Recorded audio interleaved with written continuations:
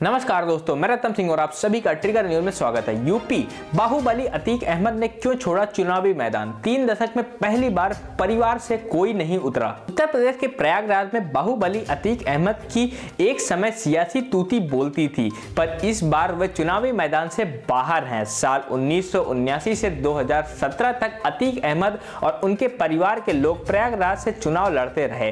3 दशक में पहली बार है जब ना तो खुद अतीक अहमद चुनाव में उतरे हैं और ना ही उनके परिवार से कोई सदस्य है। हालांकि जेल में रहते हुए उन्होंने असदुद्दीन ओवैसी की AIMIM का दामन थाम रखा था। प्रयागराज एक समय में अतीक अहमद का गढ़ माना जाता है। 1979 में अतीक अहमद प्रयागराज पश्चिम सीट से निर्दलीय चुनाव जीते। इसके बाद वह सपा अपना दल के टिकट से मैदान में आते रहे और जीतकर विधानसभा और संसद पहुंचते रहे। फूलपुर से सांसद बनने के बाद इस सीट पर भाई अशरफ को चुनाव लड़वाया और बाद में विधायक भी बनाने में कामयाब रहे। मायावती के सत्ता में आने के बाद अतीक अहमद की उल्टी गिनती शुरू हुई तो अभी तक खत्म नहीं हो सकी। मायावती ने अतीक अहमद पर जबरदस्त नकेल कसी थी और 2017 में योगी आदित्यनाथ ने उनके सियासी साम्राज्य को भी पूरी तरह से ध्वस्त कर दिया। सपा ने अभी अतीक अहमद से पूरी तरह किनारा कर लिया तो उन्होंने पूरे परिवार के साथ ओवैसी की पार्टी का दामन थाम लिया। पूर्व सांसद अतीक अहमद गुजरात की जेल में बंद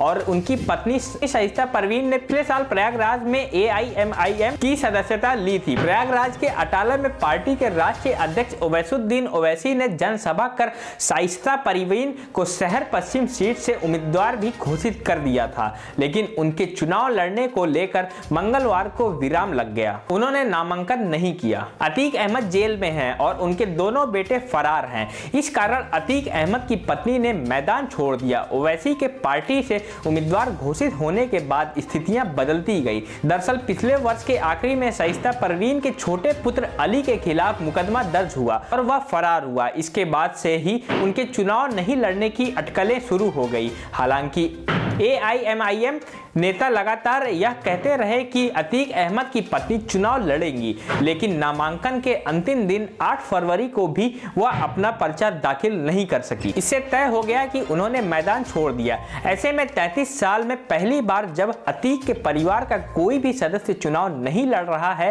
अतीक अहमद की राजनीतिक विरासत बिल्कुल खत्म हो चुकी है। प्रयागराज पश्चिम से 5 बार विधायक और 1 बार फूलपुर से सांसद रहे अतीक अहमद के जेल जाने और प्रशासन की कार्रवाई उनका सियासी समीकरण गड़बड़ा गया है। हालांकि प्रयागराज की सियासत में अतीक अहमद कभी कई सीटों पर जीत और हार तय करता था, लेकिन अब खुद ही उनकी राजनीति पर संकट गहरा गया है। ऐसे में अतीक अहमद की सियासत क्या खत्म हो चुकी है, इस बात की चर्चा तेज हो गई है। उत्तर प्रदेश विधानसभा चुनाव के पहले चरण के लिए 58 सीटों पर गुरुवार को वोटिंग होनी है। पहले चरण का चुनाव पश्चिम यूपी से हो रहा है, जो मुस्लिम बहुल माना जाता है। मुस्लिम वोटों के बटने या बिखरने से सियासी दिग्गज नेता की किस्मत भी तय होगी। सपा RLD गठबंधन की उम्मीदें मुस्लिम जाट कैबिनेट पर टिकी हैं, तो बसपा भी दलित मुस्लिम वोट सहारे जीत का सपना देख रही है। वहीं पहले चरण कई सीटों पर मुस्लिम नेताओं के आमने सामने टकराने से बीजेपी को अपनी जीत का आस दिख रहा है। आप सभी का इस पर क्या कहना है, हमें कमेंट बॉक्स में जरूर बताएं। तब तक के लिए जय हिंद, जय भारत।